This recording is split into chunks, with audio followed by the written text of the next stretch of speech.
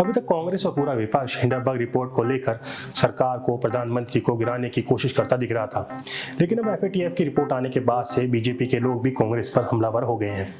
केंद्रीय सूचना एवं प्रसारण मंत्री अनुराग ठाकुर ने एफएटीएफ की रिपोर्ट पर अपनी प्रतिक्रिया व्यक्त करते हुए कहा कि कांग्रेस परिवार अभी तक एफएटीएफ की रिपोर्ट पर चुप क्यों है।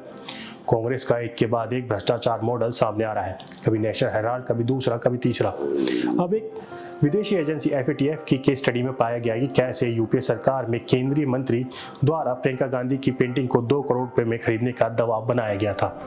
अनुराग ठाकुर ने कहा कि अभी तक देश का मीडिया और लोग फाइनेंशियल एक्शन टास्क फोर्स यानी एफएटीएफ की चर्चा इस बात के लिए करते थे कि पाकिस्तान ग्रे लिस्ट में रहेगा या उससे आगे की लिस्ट में जाएगा। लेकिन अब उस एफएटीएफ की चर्चा फिर से भारत के संदर्भ में है, एक परिवार जिसने दुनिया के सामने देश का सर समझे झुका दिया है। एफएटीएफ के केस स्टडी में देश नहीं बल्कि देश के एक रसूखदार परिवार की कारगुजारी सामने आई है। अनुराग ठाकुर ने कहा कि बड़े शर्म की बात है कि गांधी परिवार के करप्शन की कहानी एक केस स्टडी के माध्यम से पूरी दुनिया के सामने बताई जा रही है, वो भी उस ऑर्गेनाइजेशन द्वारा जो टेरर फाइनेंसिंग को रोकने का काम करती है। अनुराग ठाकुर ने प्रियंका गांधी का नाम सीधे तौर पर लेते हुए कहा कि मैं प्रियंका गांधी जी से पूछना चाहता हूं कि क्या ये दबाव बनाया गया था? अगर दबाव बनाया गया था तो आखिर क्यों? और उस पेंटिंग से जो 2 करोड़ रुपए आए थे वो किस पर खर्च हुए? ये मिस्टर आर कौन है जिनसे पैसे लेने और पेंटिंग देने का काम किया गया? ये देश में है या विदेश में है? और ऐसे कितने राष्ट्रीय सम्मान है जो आपने पैसे के लिए बेचे हैं? भारत को बेचने का आपने एक भी मौका छोड़ा नहीं होगा। अब आज देश ही नहीं पूरी दुनिया आपके भ्रष्टाचार के ऊपर आपसे सवाल पूछ रही है। अब मैं चाहता हूं कि प्रियंका गांधी जी देश के सामने आके जवाब दें कि और ऐसे कितने भ्रष्टाचार के मॉडल कांग्रेस के पास हैं। अंत में कांग्रेस से जुड़े अन्य घोटालों का जिक्र करते हुए केंद्रीय मंत्री अनुराग ठाकुर ने कहा कि इस मामले में भी गांधी परिवार के लिए यूं तो शर्मिंदगी वाला मामला है, लेकिन वो माफी नहीं मांगेंगे। वो ये कहकर मुकर जाएंगे कि इस रिपोर्ट में हमारा नाम है ही नहीं, तो आखिर सच क्या है? प्रियंका गांधी को देश के सामने आकर इन सवालों का जवाब देना चाहिए।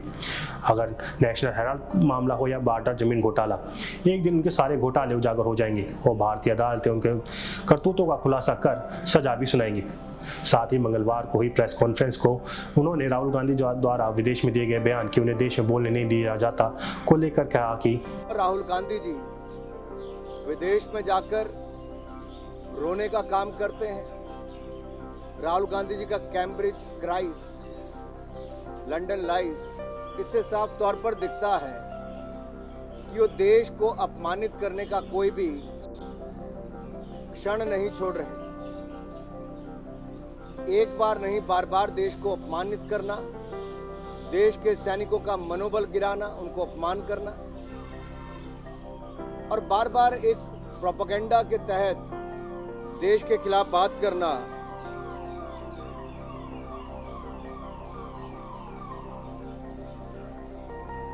एक और सदन चल रहा है, लेकिन राहुल गांधी जी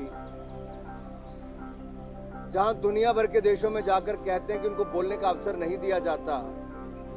अगर देश में एवरेज अटेंडेंस देखी जाए तो उससे भी कम इनकी अटेंडेंस है पार्लियामेंट की। राहुल जी, आपको तुरंत वापस आकर सदन में, जहां देश से माफी मांगनी चाहिए, सांसदों से, संसद से माफी मांगनी चाहिए, वहीं पर देश की सीमा पर सैनिकों से माफी मांगनी चाहिए, देश की महिलाओं से, मजदूरों से माफी मांगनी चाहिए, देश के उस गरीब मजदूर से जो अपनी खून पसीना बहाकर देश को सींचता है, आगे बढ़ाता है, जिसके चरण धोकर मोदी जी उनका सम्मान करते हैं,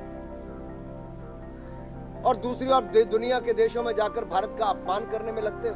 ये बात करते हैं पैगासस की, ये बात करते हैं बगिंग की।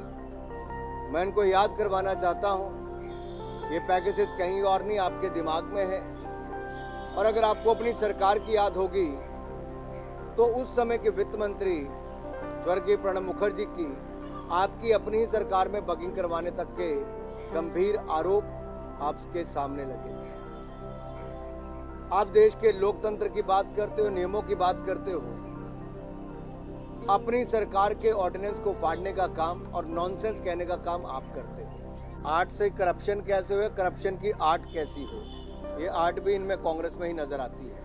जिस पेंटिंग को लेकर प्रियंका गांधी से सवाल किए जा रहे हैं वो पेंटिंग एमएफ हुसैन द्वारा बनाई गई पूर्व प्रधानमंत्री राजीव गांधी का पोर्ट्रेट है, जिसको यस बैंक के पूर्व डायरेक्टर राणा कपूर ने 2 करोड़ रुपए में खरीदा था। ईडी रिपोर्ट के मुताबिक राणा कपूर ने दावा किया है कि प्रियंका गांधी से 2 करोड़ रुपए में पेंटिंग खरीदने के लिए उनको मजबूर किया गया था।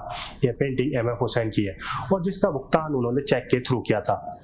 वहीं उस वक्त के पेट्रोलियम मंत्री मुरली देवड़ा ने उनसे कहा था कि अगर गांधी परिवार से नजदीकियां बनानी है तो उन्हें प्रियंका गांधी से पेंटिंग खरीदनी होगी।